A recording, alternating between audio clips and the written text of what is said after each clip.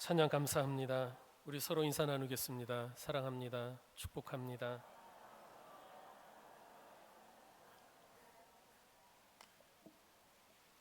이 시간 우리 주님의 은혜가 여러분에게 함께 하시기를 축원합니다. 제가 딸이 넷이잖아요. 딸이 넷이라고 하면은 꼭 아들 낳으려다 딸을 넷까지 낳은 줄 생각하시는 분들이 많았습니다. 연세 있으신 권사님들 중에는 위로해 주시는 분들도 있었어요. 괜찮아요, 목사님. 딸이 아들보다 나아요. 아들 아무 소용없어요. 본인의 경험이 좀 곁들여 있는 것 같습니다. 어떤 분들은 용기 있게 직접 대놓고 물어보시기도 했습니다. 아들 낳으려다가 그렇게 넷이나 낳으신 건가요? 그렇게 질문을 하면 저는 그때는 솔직하게 사실을 말씀해 드립니다. 그게 아니라 낳다 보니까 주시는 대로 낳은 거고 오히려 사실은 딸들을 원했었다라고 말씀드립니다. 왜냐하면 제가 아들을 낳을 거를 생각해 봤었어요. 상상해 봤습니다. 아무래도 저를 상상하지 않겠습니까? 저 같은 아들을 상상해 봤을 때 저도 힘들고 걔도 힘들 것 같았어요. 딸이 낫겠다. 집사람 닮은 딸이 낫겠다 해서 딸을 원했었고요. 말하자면은 저는 아들의 실패한 게 아니라 딸의 성공한 것이다 라는 것을 말씀드립니다. 그게 사실이에요. 그런데 문제는 그렇게 얘기해 드려도 믿지 않는 눈치예요. 이러시는 거예요. 목사님 말은 그렇게 하셔도 서운하시겠죠. 아니래도요. 서운하시겠죠. 목사님 딸도 괜찮아요. 아니래도요. 당사자가 솔직하게 얘기해도 본인들 생각이 그러니까 안 믿어요. 제 아내가 셋째인가 넷째인가를 임신했을 때였어요. 여럿이다 보니까 이제는 좀 헷갈리는데 어느 날 연세 많으신 여자 권사님 한 분이 저를 붙잡고 이런 말씀을 하셨어요. 목사님, 이번에는 분명히 아들입니다. 제가 목사님 아들 낳게 해달라고 기도하고 있으니 너무 걱정 마세요. 아들입니다. 그런데 그때는 이미 병원에서 임신했을 때 딸이라고 알려주었었거든요. 제가 뭐라고 얘기를 해야 될까 난감하더라고요. 아마 제가 이미 딸입니다 라고 말씀드려도 그 권사님이 아들로 바꿔달라고 기도할 것만 같았어요. 아무 소리 않고 그냥 고맙습니다, 기도해 주십시오 라고 말씀드렸죠. 옛날에는 남존 여비 사상이 강했죠. 어르신들 중에는 바로 그 얘기를 저에게 해주셨던 그분도 그런 한이 있었는데 아들을 낳지 못해 구박받고 또 한이 되신 분들도 있었을 겁니다. 사회적으로 아들 그러니 얼마나 마음에 한이 되셨겠어요. 그런 과거의 경험이나 또 생각이 현재의 삶에도 또 현재의 사고방식에까지 영향을 미치고 있는 것이겠죠. 제가 물음에 대해 솔직하게 답변을 해도 이미 본인들이 갖고 있던 답 혹은 듣고 싶은 답이 있었던 것 같아요. 그래서 정답을 듣기 원했다기보다는 본인들이 갖고 있던 답, 듣고 싶은 답을 확인하려는 절차였다는 생각이 들기도 합니다. 제가 목사이다 보니까 또 성도들은 이렇게 생각하는 것 같아요. 제가 대단한 믿음의 소유자일 것이다 라고 생각하는 경향이 있는 것 같아요. 이렇게 대화를 하다 보면 제가 그렇게 느낄 때가 있는데 그럴 때마다 되게 부끄러워요. 여러분, 그 생각은 실제 확인된 사실이 아니라 저에게 기대하고 있는 소망에 가까워요. 적나라하게 말하자면 일종의 환상이라고 할 수 있겠죠. 사실 저는 제 믿음이 늘 약하고 부족하다는 생각에 시달리고 있답니다. 그리고 오히려 성도들에게서 굉장히 믿음이 훌륭한 그런 모습들, 그런 분들의 모습을 보면 목사로서 부끄러운 마음이 생길 때가 많습니다. 여러분, 믿음이 훌륭하다는 게 뭔가요? 믿음이 좋다는 게 뭐예요? 그러니까 사람이라는 존재가 생각하고 말하고 행동하고 하는데 그것의 기준이 혹은 가치가 되고 있다는 뜻 아니겠어요? 믿음이 좋다는 건 그만큼 삶에서 그 믿음을 기준으로 생각하고 믿음을 기준으로 말하고 또 판단하고 선택하고 행동한다는 거잖아요. 제가 학창 시절에는 목사님도 그렇고 또 교회학교 선생님들이 자주 이런 얘기를 해주었어요. 요즘은 모르겠어요. 근데 그때는 이런 얘기 많이 해줬어요. 앞으로 결혼하게 될 배우자를 위해서 기도해라. 예. 신앙심 좋은 배우자와 결혼해야 된다. 배우자를 얻는 첫 번째 조건이 신앙이다. 저희 때는 그런 얘기 많이 들었습니다. 그래서 제 동료나 또 믿음 좋은 목사님들 중에는 그 결혼의 첫 번째 조건으로 배우자의 믿음을 보고 결혼한 분들이 많았어요. 어떤 때는 오직 믿음만 본 것 같은 그런 경우도 제 생각에 그렇게 본인들이 이야기하기도 해요. 믿음 보고 결혼했다. 그러나 저는 외모를 보고 결혼했어요. 믿음을 보지 않았던 거예요. 얼굴 봤어요. 예쁜데 저한테 다정하게 해준 거예요. 그래서 이 사람이랑 살면 괜찮겠다. 그래서 결혼했어요. 배우자의 첫째 조건이 신앙이다. 뭐 그런 가르침 막 저희 부모로부터도 듣고 교회에서도 막 듣고 그랬는데 저는 그거 상관하지 않고 외모를 보고 예쁜 여자랑 결혼했습니다. 그리고 이후 결혼 생활 30년 넘도록 저는 그때 믿음이 아닌 외모로 아내를 택한 것을 두고두고 다행이다 생각하고 있습니다. 참 잘했다라고 말이죠. 여전히 저는 믿음이 없는 것 같아요. 제 아내가 믿음이 없었다는 뜻은 아니에요. 저는 외모를 보고 결혼했는데 아내는 믿음도 좋더라고요. 하나님은 저에게 매우 자비로우셨어요. 믿음이 약한 저를 선하게 대하셨습니다. 저는 성도들이 생각하는 것만큼 훌륭한 믿음의 소유자는 아니에요.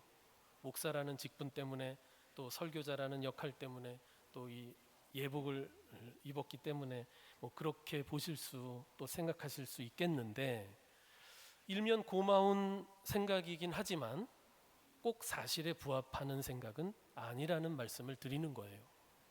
자, 우리가 어떤 대상이나 현상을 인식하고 판단할 때 우리가 기존에 갖고 있던 선입견 혹은 편견, 고정관념이 작동하게 됩니다. 기존에 내가 갖고 있던 사고의 틀에 의해서 생각하거나 판단하게 되는 거죠. 그러니까 대상을 경험하고 나서 판단하는 것이 아니라 이미 갖고 있던 어떤 관점이나 생각을 바탕으로 대상을 경험하고 또 파악하는 경우가 많은 거예요. 그런데 사실 세상을 우리가 살아가면서 그런 선입견 없이 산다는 것은 불가능할 거예요. 또 비효율적이기도 하겠죠. 왜냐하면 생각해 보십시오. 우리가 모든 것을 만날 때마다 모든 사람을 만날 때마다 처음부터 완전히 다시 새롭게 인식하고 생각해야 한다면 처음부터 다시 판단해야 된다면 얼마나 힘이 들고 에너지가 많이 소모되고 비효율적이겠습니까? 기존에 내가 갖고 있던 경험이나 생각, 느낌의 자료들을 유용하게 사용하는 것이 훨씬 편리한 거죠. 그래서 우리의 인식 기능은 기존에 갖고 있던 선입견 또 고정관념들을 마치 데이터베이스처럼 사용하게 되는 거예요. 사실은 삶에서 매우 유용한 도구가 되는 거죠. 선입견이라고 하는 것이요. 그러나 그렇기 때문에 거기에 함정도 있어요. 이런 것들이 어떤 사실이나 또 새로운 변화 현상을 제대로 인식하지 못하도록 우리를 방해하기 때문이죠. 제 말 이해하고 따라오고 계시는 거죠? 네, 저는 그런 줄로 믿고 계속 얘기할게요. 사실 저는 믿음이 약한 목사인데 큰 믿음의 소유자처럼 볼 수도 있겠고, 딸을 낳는데 성공한 사람인데 아들 낳는데 실패한 사람으로 볼 수도 있을 거예요. 마치 그런 것처럼 선입견이나 편견이나 고정관념, 내가 가지고 있는 기존의 사고의 틀이 문제가 되는 것은 그것으로 인해 진실을 제대로 파악하지 못하거나 혹은 현상을 있는 그대로 바라보지 못할 수 있다는 데 문제가 있는 거죠. 사실을 확인하고 판단하는 것이 아니라 미리 판단하고 사실을 대하다 보면 사실을 있는 그대로 파악하기 힘들어지는 거죠. 제가 어렸을 때 TV에서 그 고교 얄개 시리즈를 이렇게 한 적이 자주 방영해 줬어요. 거기 이제 주인공 이승연, 여러분 아시나요? 또 모른 척 하신다. 고교 얄개 몰라요? 저만 딴 세계 산 거 아니잖아요. 거기에 아주 기억에 남는 장면이 있습니다. 예? 그 이승연이 정말 장난꾸러기예요. 그래서 친구가 잠자고 있을 때 안경에다가 빨간 칠을 해놨어요. 그리고 불이 다 했더니 이 친구가 벌떡 일어나더니 세상이 빨갛잖아요. 진짜 불이 난 줄 알고 막 놀라는 그런, 그때는 그게 왜 이렇게 웃겼는지 기억에 남는데 바로 그런 거죠. 빨간 색안경을 끼고 보면서 세상이 빨갛다라고 판단하는 것과 같아요. 그런데 내가 지금 빨간 색안경을 끼고 있다라고 인식하고 보는 것과 그것을 인식하지 못하고 보는 것이 분명히 다르다는 얘기예요. 그 얘기를 하는 거예요. 날카로운 비평과 풍자적인 행위로 유명했던 영국의 비평가 버나드 쇼라고 하는 분이 재미있는 사실 한 가지를 발견했습니다. 미켈란젤로의 작품을 좋아하는 사람들이 유독 로댕의 작품을 싫어하더라라고 하는 것이었어요. 그냥 넘길 리 없는 버나드 쇼가 하루는 미켈란젤로를 좋아하는 사람들만 초청해서 파티를 열었습니다. 만찬이 무르익어갈 쯤에 버나드 쇼가 나와서 대중에게 처음 공개하는 것이라면서 작품 하나를 보여주는데 이 로댕의 작품이라는 거예요. 그러니까 이제 장례가 웅성웅성되기 시작하고 잠시 후에 여기저기서 비판들이 나오는 거죠. 색깔이 왜 저러냐, 구도가 별로다, 역시 로댕의 실력은 과대평가됐다, 이 같은 칭찬은 없고 비난이 난무하는 겁니다. 그런데 얼마 후에 버나드 쇼가 다시 마이크를 잡고는 사람들에게 사과를 합니다. 여러분, 제가 큰 실수했습니다. 작품을 잘못 갖고 나왔어요. 이 작품은 로댕의 작품이 아니라 미켈란젤로의 작품이었어요 라고 말하는 거예요. 그러자 장내가 찬물을 끼얹은 듯 조용해졌죠. 사람들 모두가 머쓱해졌습니다. 사람들의 편견이 사실을 있는 그대로 보지 못하게 한다는 것을 그렇게 풍자적으로 보여준 건데 영국에서 실제로 있었던 일이라는 거예요. 여러분 생각해 보면 우리가 가진 어떤 선입견이나 고정관념 혹은 편견이 하나님의 뜻을 우리가 이해하지 못하게 하고 받아들이지 못하게 하고 또 하나님의 일에도 방해가 될 수 있지 않을까요? 오늘 본문의 이야기는 그런 것 같아요. 하나님께서 베드로가 가지고 있었던 편견, 그의 고정관념을 깨뜨려 주시는 거예요. 환상을 통해 환상을 보여주시면서 깨뜨려 주시는 장면이에요. 베드로는 당시 유대인들이 이방인에 대해 갖고 있었던 고정관념, 종교적 편견이라고 할 수 있죠.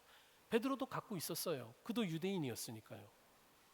문제는 그것이 복음을 이방인들에게 전파되게 하시려고 하는 하나님의 뜻에 지금 장애물이 되고 있는 거죠. 하나님의 뜻에 장애물이 되고 있어요. 본문의 배경은 이렇습니다. 오순절 성령의 역사를 통해 그리스도의 복음이 예루살렘에서 출발해 유대와 사마리아까지 확산되고 이제는 이방으로 전해져야 할 아주 중요한 기로에 서 있었습니다. 그러나 그때만 해도 베드로를 비롯한 많은 예루살렘의 사도들, 사역자들은 이 복음이 유대인들을 위한 것이지 이방인들을 위한 것은 아니라는 생각을 모두가 갖고 있었어요. 하나님은 유대인의 하나님이요 이방인은 심판의 대상일 뿐이라는 것이 유대인들의 일반적인 사고였고 초대교회 사도들도 그런 생각을 갖고 있었던 거죠. 그리스도의 복음 역시 유대인을 위한 것이지 이방인에게는 해당되지 않는다고 생각했던 거죠. 잘못된 생각이죠. 편견이죠. 하나님의 뜻은 어떠했습니까? 복음은 이방인들에게도 복음이고 하나님은 그들도 사랑하시고 그들도 구원하시기를 원하셨어요. 그러므로 여러분, 이 그리스도의 복음이 이방 세계로까지 전해지기 위해서는 먼저 어떤 장애물을 넘어야 됩니까? 복음 전도자들이 갖고 있는 그들의 고정관념, 편견이 깨져야 할 필요가 있는 거예요. 즉 이방인은 복음의 대상이 아니라는 편견이 깨져야 하죠. 하나님은 이방인도 구원하시길 원하신다는 것을 그들도 깨달아야만 했던 것입니다. 하나님의 계획은 이래요. 베드로를 통해서 경건한 이방인인 고넬료에게 복음을 전하게 하시고, 그리고 이방인들에게도 하나님이 성령을 주시는 것을 그가 목격함을 통해 하나님께서 이 복음이 이방인에게도 전해지기를 원하시는구나 라는 확신을 갖게 하시는 것이었습니다. 그러기 위해서 베드로의 고정관념이 깨질 필요가 있는 거죠. 본문은 바로 복음이 이방인들에게 전파되도록 베드로의 그런 사고의 틀을 깨뜨려 주시는 장면이라고 할 수 있어요. 이미 하나님께서는 천사를 통해 이방인 고넬료에게도 베드로를 초청하라고 말씀해 두셨어요. 그래서 그 고넬료의 종들이 이 베드로를 초청하기 위해 베드로가 있는 곳까지 오고 있는 중이에요. 그런데 그와 동시에 하나님은 욥바라는 곳에 있던 베드로에게 환상을 보여주신 거죠. 욥바의 시몬이라고 하는 사람이 집에 머물던 베드로가 지붕에 올라가서 기도할 때 환상을 본 겁니다. 환상 중에 하늘이 열리고 큰 보자기가 내려와요. 그 안에는 유대인들이 부정하게 여기는 각종 짐승들이 있었어요. 그때 이런 하늘의 소리가 들립니다. 베드로야, 일어나 잡아 먹으라. 먹으라는 거예요. 이 음식을. 배가 고픈 찰나에 하나님께서 먹으라고 하셨어요. 하나님이 먹으라고 하시니 베드로는 어떻게 하면 돼요? 먹으면 돼요. 그런데 베드로가 거부하는 거예요. 그럴 수 없어요, 하나님. 왜냐하면 하나님이 먹으라는 그 짐승들을 보니까 우리 유대 율법에 부정하게 여겨지는 짐승들인 거예요. 그래서 먹을 수 없습니다. 거부했어요. 그때 이런 말씀이 들려오는 거예요. 하나님께서 깨끗하게 하신 것을 내가 속되다, 즉 더럽다 하지 말아라. 하나님께서 깨끗하게 하신 것이고 먹으라 하시니 먹으면 되는데, 베드로는 그건 부정한 음식이라는 자기 생각을 고집하고 있는 거예요. 그런 일이 3번이나 있고 나서 그릇이 하늘로 올려져 갔죠. 하나님께서 깨끗하게 하시고 먹으라고 하셨어요. 먹으면 돼요. 그런데 베드로는 음식에 대한 자기의 생각을 고집하면서 거부했어요. 그런 걸 먹는 것은 옳지 않아요. 율법에 어긋나요. 자기 생각의 틀에 갇혀 있었어요. 여러분 생각해 보십시오. 베드로가 이렇게 생각할 수도 있었잖아요. 뭐냐 하면 율법을 주신 분도 하나님이고 음식을 주신 분도 하나님이시고 또 하나님이 깨끗하게 하셨다고 하고 먹으라 하셨으니 먹어도 문제가 없네? 이렇게 생각할 수도 있잖아요. 그러나 베드로는 기존에 자기가 가지고 있던 그 사고의 틀, 율법으로 형성된 자기 생각의 틀을 고집했어요. 즉 자신의 기준 때문에 하나님의 말씀을 받아들이지 못하고 있는 거예요. 이런 일들이 우리에게도 일어날 수 있겠죠. 베드로에게 주신 이 환상의 의미가 그런 겁니다. 베드로 자신이 갖고 있던 사고의 틀 때문에 하나님의 뜻이 거부당하고 있다는 것을 깨닫게 하신 거죠. 그의 생각은 편견일 뿐이고 버리면 버릴수록 좋다는 것, 부정한 것이니 먹을 수 없습니다 라고 말하며 자기 생각을 고집하는 그 베드로에게 하나님은 이렇게 얘기하시는 것 같아요. 야, 그건 네 생각일 뿐이지 내 생각은 달라 라고 말이죠. 베드로가 진리처럼 붙잡고 있던 그의 생각이 사실은 진리가 아닌 편견이라는 것을 깨닫게 하시려는 것 같아요. 이방인 고넬료에게 복음이 전해지기 위해 고넬료의 초청을 베드로가 마음으로 받아들이도록 하기 위해 먼저 베드로의 편견이 깨져야 했기 때문에 하나님께서 이 같은 환상을 보여주셨고 깨우쳐 주시고자 했던 거죠. 베드로는 고민이 되었어요. 이 환상의 의미가 도대체 무엇일까? 그런데 고민하고 있을 그 마침 고넬료가 보낸 종들이 당도해서 베드로를 초청했습니다. 그러자 그때 비로소 베드로가 깨닫게 돼요. 성령의 도우심을 통해 깨닫게 됩니다. 이방인에 대한 내 고집, 내 고정관념을 버리고 이 이방인들의 초청을 받아들여서 그들에게 복음을 전하는 것이 우리 하나님의 뜻이었구나라는 것을 깨닫게 되는 거죠. 복음이 이방인들에게 전파될 수 있도록 하나님은 사도 베드로가 자기의 편견에서 벗어나도록 도와주신 것이에요. 하나님은 모든 사람이 진리를 알고 구원받기를 원하십니다. 하지만 이때까지만 해도 다른 유대 사역자들처럼 베드로 역시 구원의 복음은 유대인만을 위한 것이지 이방인에게는 해당되지 않는다는 그런 강한 생각에 묶여 있었어요. 그 생각이라고 하는 것은 자기가 만든 생각이죠. 물론 율법의 영향을 받아서 만든 생각이지만 그 생각에 어떻게 보면 자기가 갇혀 있었던 거죠. 하나님은 그런 베드로에게 그건 네 생각일 뿐 내 생각은 아니야. 그건 너의 편견이지 진리는 아니야. 가르쳐 주신 거죠. 우리에게도 이런 편견이나 고정관념 같은 사고의 틀이 분명히 있을 겁니다. 없을 수는 없어요. 우리가 살아오면서 만들어낸 것들이겠죠. 실제로 그런 것들이 우리의 삶의 편리함이나 혹은 안정감을 줄 수 있어요. 하지만 그것이 진리를 받아들이는데 방해가 되고 또 우리가 성장하는데 장애물이 될 수도 있다는 사실을 우리는 늘 염두에 두어야만 합니다. 우리는 우리 자신이 형성해온 사고의 틀 속에 갇힌 줄도 모른 채 갇혀 있을 수 있거든요.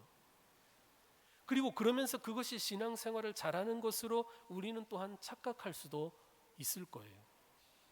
우리는 사람에 대해서 판단합니다. 아, 그는 이런 사람이야, 저런 사람이야. 그런 편견을 가질 수 있어요. 교회는 이래야 돼, 또 저래야 돼, 목사는 이래야 돼, 저래야 돼 생각도 갖고 있겠죠. 물론 그런 생각을 갖는 것 자체가 문제일 수는 없어요. 오히려 매우 자연스러운 거예요. 그러나 그게 편견일 수 있고 또 내 고집일 수 있다는 것도 염두에 두라는 얘기예요. 그런 것을 우리는 열린 마음, 열린 자세라고 할 수 있겠죠. 우리는 하나님에 대해서도 편견을 가질 수 있어요. 유대인들이 갖고 있었잖아요. 성경이 말씀하는 하나님과 다르게 내 생각 속의 하나님을 우리는 그려가고 있는지도 몰라요. 저는 지금 우리가 생각을 갖지 말아야 한다거나 사고의 틀을 모두 버려야 한다는 얘기를 하는 게 아닙니다. 그런 것들의 오류 가능성을 인정하고 편견이나 고집스러운 자기 주장에 머물러 있지 않도록 열린 자세가 필요하다는 얘기를 하고 있는 거예요. 이해하십니까?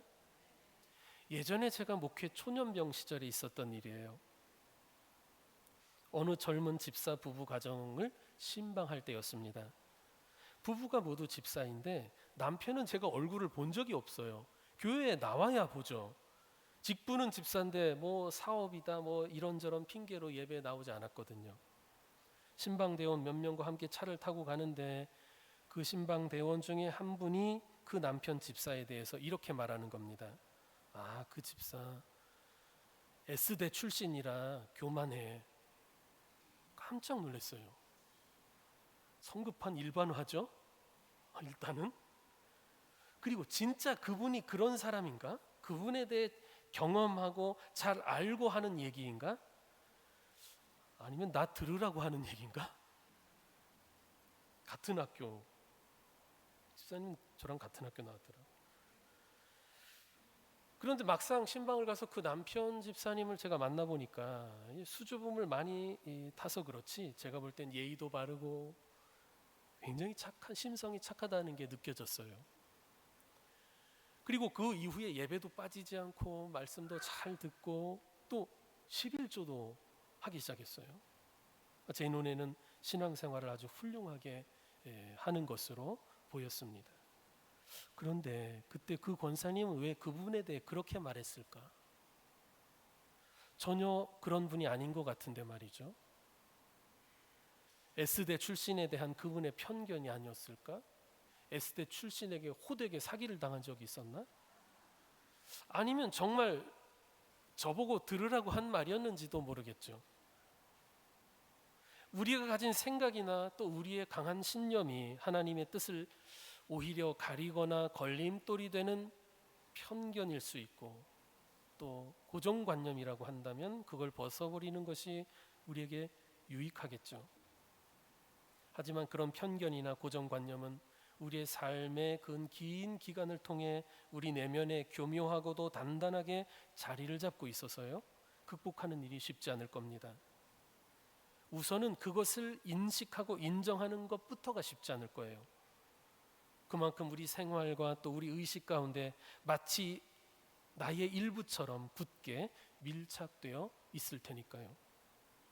그러나 여러분, 사람이 성장한다는 것, 또 신앙이 성장한다는 것은 결국 무엇입니까? 내가 기존에 가지고 있던 것들이 깨지고 새로운 것들을 받아들이면서 성장하는 것 아니겠습니까? 하나님의 말씀을 통해서 우리의 사고를 교정해 나가는 과정이 성장의 과정이라고 할 수 있겠죠. 하나님께서 깨끗하게 하신 것을 내가 속되다 하지 말라 하신 이 말씀이 베드로의 생각을 교정시켜 준 것처럼 말이죠. 우리는 하나님 말씀에 우리 자신을 자주 비추어 보아야 합니다. 말씀으로 나의 생각과 혹은 내가 갖고 있는 신념 그리고 나의 가치관을 비춰보면서 과연 타당한가, 또 잘못되었다면, 시대적으로 뒤떨어졌더라면 교정하는 과정이 필요하겠죠. 본문의 베드로도 하나님께서 환상 중에 말씀하시고 그 말씀을 묵상하는 중에 성령의 도우심을 통해 이방인에 대한 자기의 편견에서 벗어날 수 있었잖아요. 베드로가 그런 편견에서 벗어나 이방인 고넬료의 초청을 받아들이고 그 가정의 복음을 전했습니다. 그리고 그때 성령이 역사합니다. 그 성령이 역사하시는 것을 베드로가 목격하게 되죠. 아, 이방인들에게도 구원의 복음이 전해지는 것이 하나님의 분명한 뜻이구나 확인하게 되는 것입니다.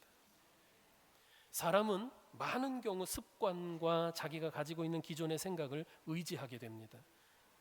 왜냐하면 그것이 편리하고 또 우리에게 편안함을 느끼게 해주거든요. 그것을 반성해보고 고치고 하는 것보다는 내가 그 안에 안주하는 것이 안정감을 더 줄 수도 있을 거예요. 신앙도 그런 경향이 있습니다. 자기 방식, 자기 생각을 고집하려는 경향이 있어요. 그래서 자기 삶이 제대로 가고 있는 것인지, 하나님이 기뻐하시는 길인지 좀처럼 살피려고 하지 않는 것 같아요. 그런데 우리가 그렇게 자기 자신을 성찰하지 않는다면 과연 성장할 수 있겠습니까? 내 생각이 항상 옳고 내 믿음이 항상 맞고 내 주장이 항상 옳다면 그런 생각을 갖고 있는 한 우리가 성장할 수 있을까요? 그럴 수 없죠. 사람도 그렇고 신앙도 그래요. 자기를 말씀에 비춰보고 진리에 비춰보고 자기에게 있는 거짓을 거두어내고 잘못을 고치고 극복할 때에 성장하는 것 아니겠습니까? 우리는 이게 잘하는 것이라고 생각하고 이게 옳은 것이라고 주장하고 말하고 있는데 하나님은 다르게 말씀하실 수 있잖아요. 야, 내가 깨끗하게 한 것을 왜 너는 더럽다고 얘기하냐? 그건 네 생각이지 내 생각은 아니야 라고 말이죠. 그래서 하나님의 말씀은 우리에게 거울과 같아요. 말씀의 거울에 우리 자신을 비춰보는 거죠. 단지 우리 얼굴을 비춰본다는 것이 아니라 내 사고방식, 내 생각, 내 삶의 태도를 비춰봐야 되는 거예요. 거기서 내가 가진 나의 진짜 모습을 볼 수 있어야 하고 또 반성해보고 고칠 수 있어야 하지 않겠습니까? 바로 그런 과정에서 우리 가운데 역사하시는 분이 성령님이세요. 우리를 도와주세요. 그때 도와주시는 거예요. 편견에서 벗어난 베드로는 이방인에게 복음을 전할 수 있었어요. 그리고 그것이 얼마나 놀라운 역사를 가져오게 됩니까? 잘못된 고집이 깨질 때 하나님의 뜻이 이루어지고 그리스도의 복음이 이제 이방 세계로 향하게 되는 발판이 만들어지지 않습니까? 우리도 그래요.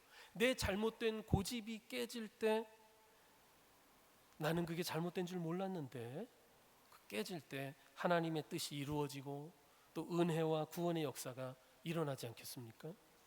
성도 여러분, 하나님 말씀에 우리 자신을 비춰보는 그런 성도가 되었으면 좋겠습니다. 그리고 내가 고집스럽게 가져온 신념과 또 여러 가지 판단의 기준들, 그런 것들이 하나님의 뜻을 방해하는 것은 아닐까? 그 가능성을 여러분 한번 생각해 봅시다. 내 생각, 내 신념이 진리는 아니잖아요. 고집이고 편견일 수 있습니다. 그러면 하나님께서 내가 깨끗하게 한 것을 너는 더럽다 하지 말라 우리에게 말씀하시면서 깨우쳐 주시지 않을까요? 우리가 말씀을 통해 하나님의 뜻을 구하고 또 자기 사고의 틀, 자기 고집을 넘어서 거룩하신 하나님의 뜻을 우리 마음으로 받아들이고 그것을 내면화하고 또 순종함으로써 우리가 하나님의 뜻을 이루어가는 교회, 또 믿음이 성장하는 우리 감남교회 성도들 되었으면 좋겠습니다. 우리 주님의 크신 은총이 여러분과 함께 하시기를 진심으로 축원합니다. 기도합시다. 거룩하신 하나님, 우리는 자기 생각과 경험, 고집을 마치 진리처럼 착각하고 또 그것을 기준 삼아 판단하며 살아갈 수 있는 오류 가능한 사람들입니다. 우리에게 너그러운 마음, 열린 자세를 허락해 주시어 우리 자신의 연약함과 무지함을 인정하고 하나님의 뜻을 구하며 또한 자기를 고쳐서 하나님의 뜻을 이루어 드리는 주의 거룩한 일꾼들 되게 하옵소서. 예수님의 이름으로 기도드립니다. 아멘.